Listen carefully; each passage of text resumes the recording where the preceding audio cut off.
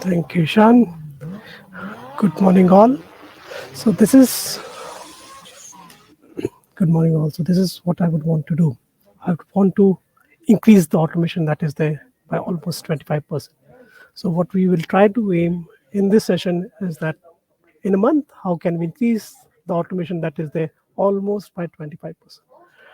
I'm SatParkash Maurya from Technology Voice Testing, part of the Vodafone group.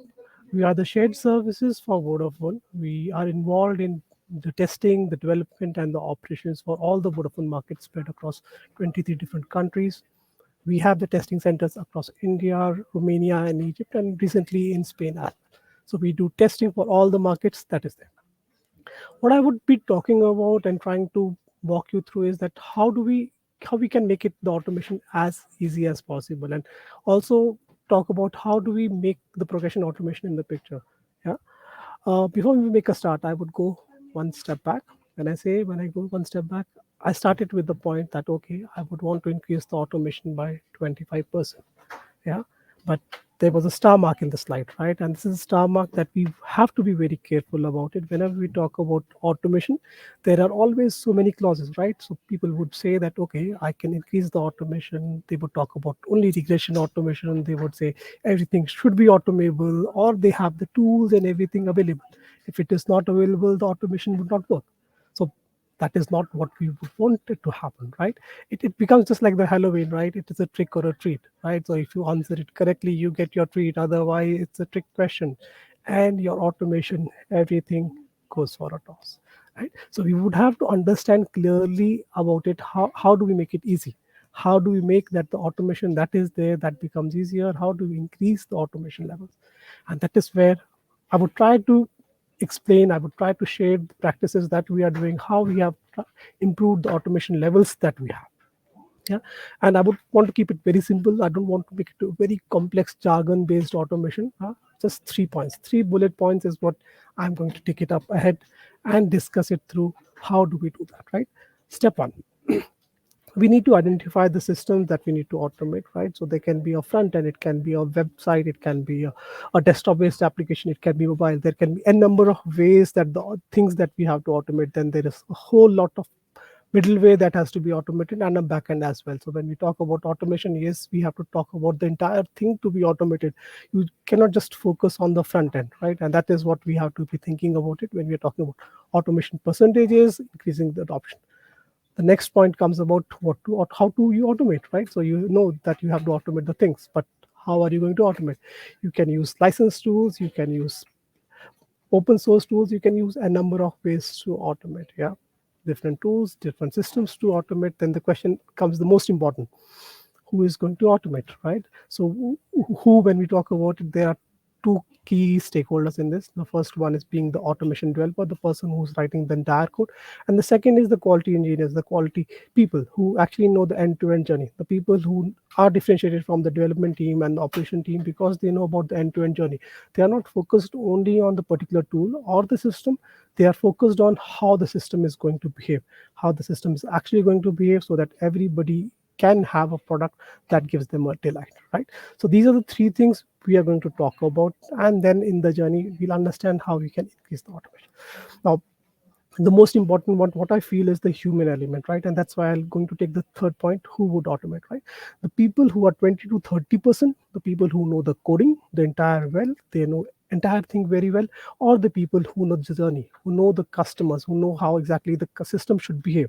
So the question comes like, how are you going to do the 100% automation? How are you going to increase the automation percentage when there is a differentiation between people who know actually how to code in your Java and your Python, like that tools, or people who know how well the system behaves, how the telecom system is going to behave, how the insurance system is going to behave, how the banking system is going to behave.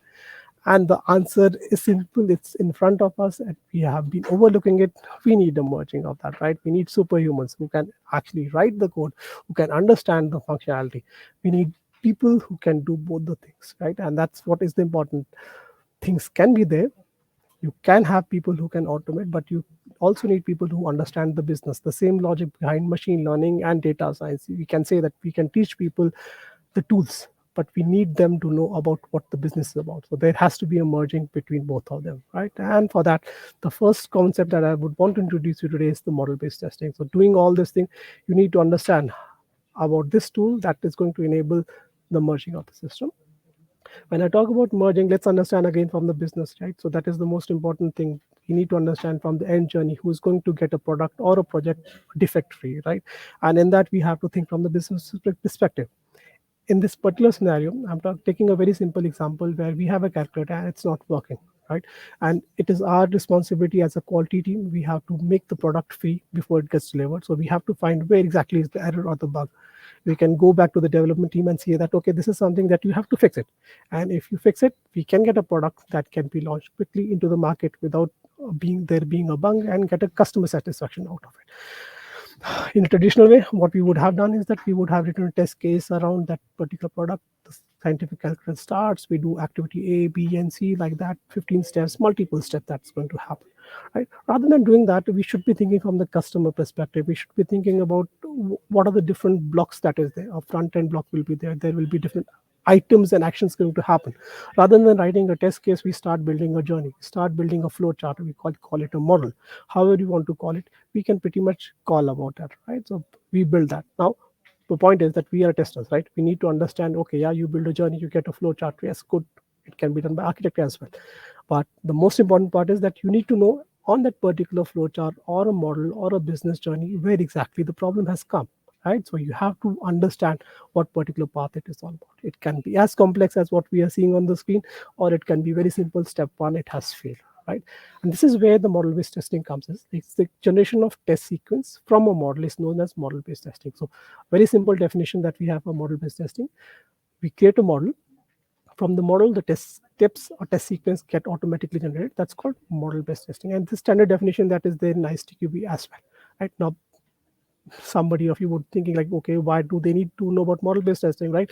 It's not me only, right? So most of us know about the World Quality Report, right? So we have such CEOs, 1700 plus people from 10 different sectors being published for last 5-7 years. So when we check the report from 2018 and 19, and we ask the question that what is the key interest, right, in the automation techniques? So 61% said that they want to know what model-based testing is, right? And this World Quality Report is something, I think we have a session as well tomorrow in STC where we are going to have a detailed view about it. But the statistics remain same. When we asked the same question in 2019 and 20, model-based testing remained high on the list, right? People want to do better. How do they do better? Is that they do advanced design technique rather than writing a test case. They create models. From that model, all the test cases start generating out of it. Yeah. And when we're talking about this model, we have to be very pragmatic. We have to be very careful about how do we build it, right? So we don't build a model that just is everywhere. You build models just like the microservices we have, right? So you have small microservices that are clubbed together to give a delivery, right? Similarly, you build models. These models should be built stuck together just like the Lego blocks, and then you get your optimized test suite out of it, right? So don't build models. Model should not be something that's very big, that's not optimized. We want to do a thing that is better. Yeah. So step one was building a model, getting a test case. The problem of people who know the business, they kept much better on that, right? Before I move ahead, I want to also clarify that, okay, yes, you're talking about model based testing. What all it can do, what all it can't do, right? It cannot solve all your problems, right? Buying a tool for model based testing cannot solve the things that is there, right? Models are always correct, and test case explosion will occur. All these are myths. So remember, the concept is nice, the concept is good, but this is an acknowledged fact. Buying a tool is not going to solve the problem. Models will be as good as people who are designing it, right? So we need a combination of testers, we need a combination of designers, we need a combination of architects who will work together to generate it properly. That is what we have to focus on it. So, and even you cannot go to the market and buy a model-based testing tool and the thing solved. No, it doesn't happen, right? Hope my first point was clear. Now let me move to the second thing that I had when I started, only 3 points. The second point was how to automate, right? So you can use a scriptless tool, you can use an open source tools, you can use a number of tools that is there in the market, right? So what is the tool that you have to decide, right? And I would say it's very simple as that, right? So whatever suits the organization goal, that is the tool that you should be taking in designing it. And that should be that simple to do the things. Now, You would say like, okay, I've told a thing about a model-based testing that is based upon advanced tools. Then you say the tools that suits the organization, use that. Yeah, it is there, but you don't have to scratch your heads, because that is what I would try to solve today. That yes, you have a place here where you're getting a model-based testing suits.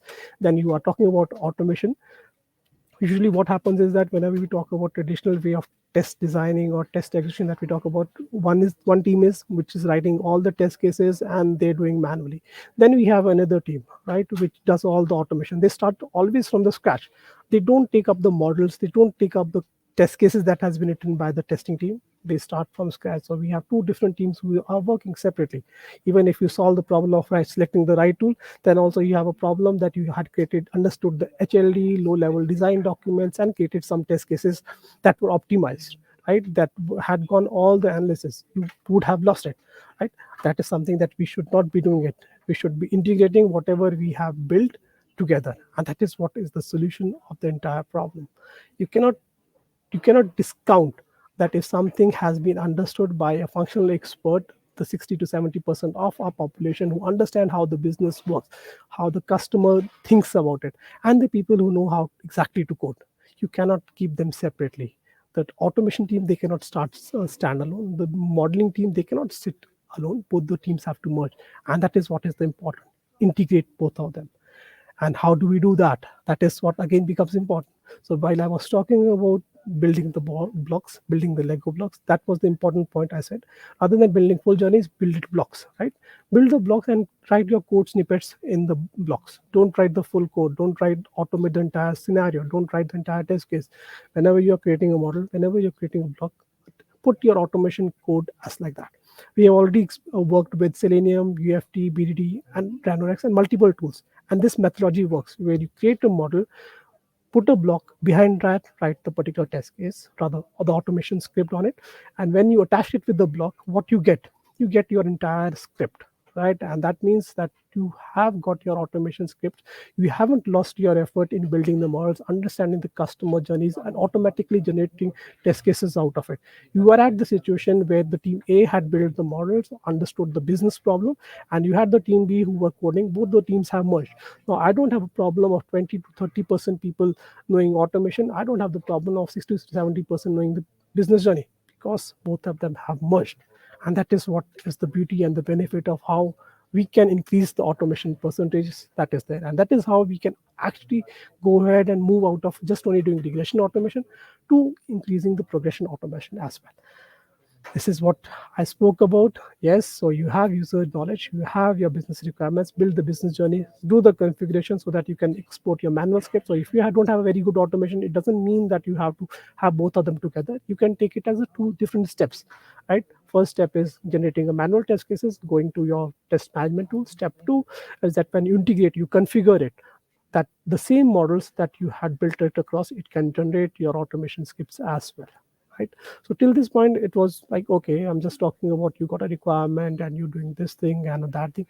But there is very key important thing, and I think I should take it up now. When we're talking about customers, when you're talking about business, right?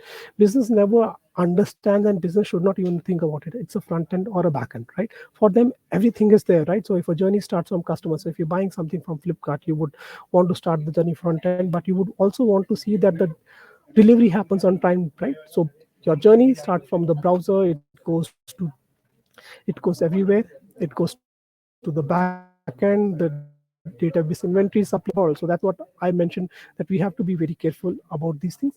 That when we are building the model here, we are thinking about the customer as a whole, right? So we are thinking about what the journey is going to look about it. We're not focused on the technology that are required for automation. We are focused upon how the customer experience is going to work, right? So if in the start from front end, it goes to middleware or back end, we do everything, right? And it also considers when you're building the journey, you would also think about the perspective that the website, if it is launching, it's launching on a time. If a request is raised, it happens on time. So you include your non-functional test as well, right? So the entire big picture, what is to be done correctly, it comes into the head. Yeah, so you get the user knowledge, we get the requirements, we build the business journeys. Doing building the business journeys, we think about the front end, we think about the back end, we think about the functional test cases, we think about non-functional test cases, everything gets solved, and that's where everything happens, right? Your left is talking to your right, both the sides are talking, your functional person is talking to the person who's automating the code. Yeah, so we can get a better automation out of it. Hope it helps, it gives you a perspective how and what we want to do actually out of it, right? Now, one part I didn't answer, I think I should take it now, is about, first part was about simplifying automation, right? So you have people who can build the models, then you put your code automation on top of that, so your automation increases. But what about your progression automation, right? How do I increase the speed? How do I do any other work that is required out of it, right? So think it like this, the Lego blocks, right? So we have functional experts, right? They have the domain knowledge, they know how the things are working, they start building blocks. Once they start building the blocks, they are building the base journeys, right? When most of our industry is like that, that we are working on the change request. There's nothing like something getting launched. Most of the things are already there. The business way of working is changing. So you can build your business based journeys. You build it once, then what happens is that progression is what? A thing that is working, you are selling, upselling, or you're changing something, right? So you already had your structure. In that structure, you do your small changes. You have to understand and plan how you are going to modify only for the progression, but it means that you get an advantage, right?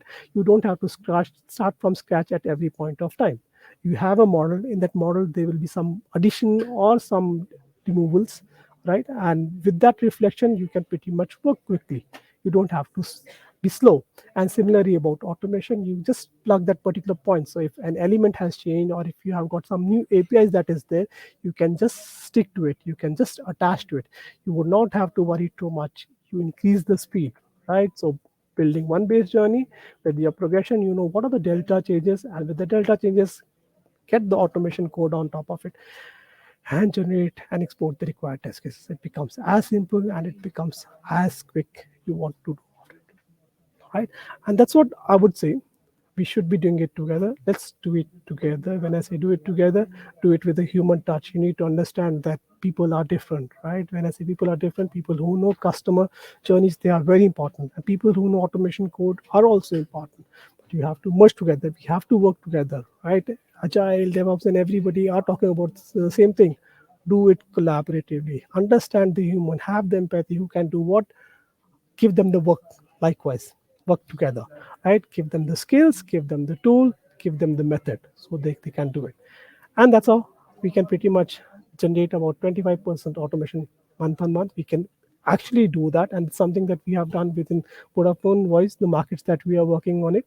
We have done implemented it correctly, aligning to the frameworks that we have within Vodafone, and we are here. Rather, I'll say this is some of the references that I had taken across while creating the presentation, because you have to learn as you go across. And this is me, right, working with Vodafone for last 9+ years and overall 17+ years of experience. Happy to connect if you want on the LinkedIn, pretty much with it. Thank you, and let's go on the journey where we can increase actually the automation percentages that is there by more than 25%. And open to the questions if we have any.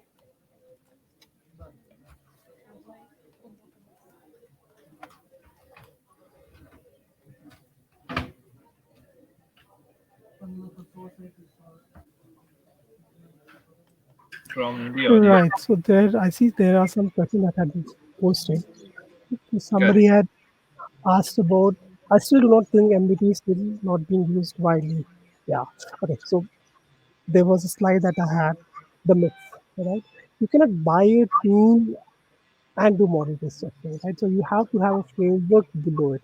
You have to know, if I have bought a tool, how effectively I'm going to do. Because the model-based testing is very simple. You have to think from the end user, from the end customer. So even before running to the tool, I would say there should be a framework that is built that will aptly apply. So if you don't have an underground framework, so let me give you an example, right? So I have a car, right? And that car runs perfectly fine. But if I don't plan that my journey month on month is 100 kilometers or 50 kilometers, then buying a car is the wrong decision. Do I want to buy petrol or do I want to diesel? I haven't even thought about it. Right. Similar thing is about model based testing, right? Okay, so you buy a tool of model based testing, it will not solve everything.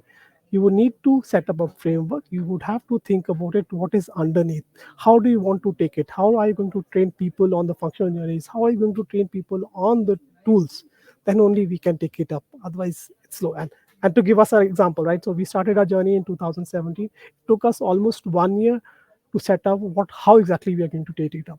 So tool was good, tool was fine. We did a shortlisting from the market about for the major of one of them, but setting up the framework, how to use it, it took almost some time for that.